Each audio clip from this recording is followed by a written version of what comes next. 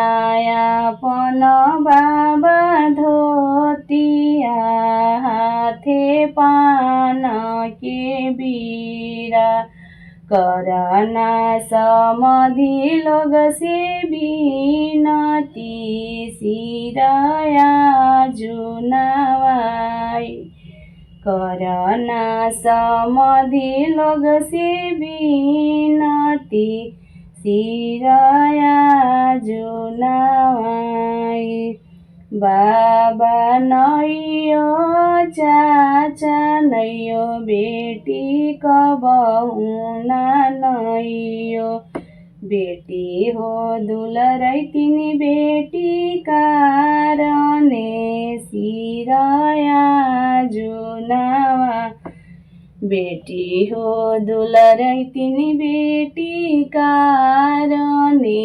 सिरया जुनवाई लनायापन पापा धोतिया हाथे पान के बीरा करना समधि लोग से बिनती सिरया जुनवाई करना समधि लोग से बिनती सिरया जुनवाई बाबा नैयो चाचा नैयो बेटी कबहुना नैयो बेटी हो दुलरै तिनी बेटी कारणे सिरया जुनवाई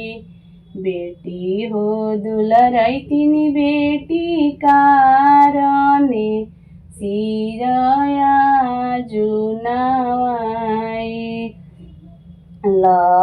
लनायापन चाचा धोतिया हाथे पान के बीरा करना समधि लोग से बिनती सिरया जुनवाई करना समधि लोग से बिनती सिरया जुनवाई बाबा नैयो चाचा नैयो बेटी कबहुना नैयो बेटी हो दुलरै तिनी बेटी कारणे सिरया जुनवाई बेटी हो दुलरै तिनी बेटी कारणे सिरया जुनवाई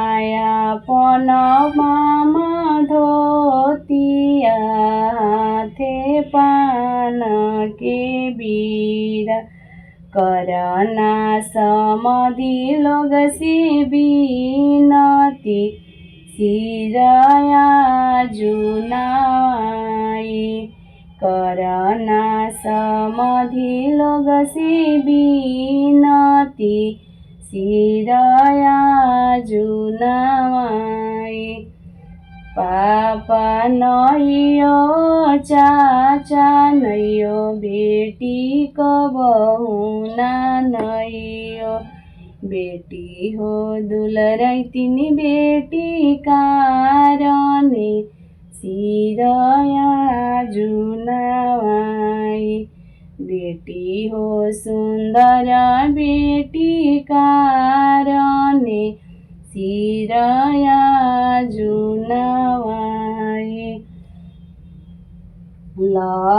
लनायापन फुफा धोतिया हाथे पान के बीरा करना समधि लोग से बिनती सिरया जुनवाई करना समधि लोग से बिनती सिरया जुनवाई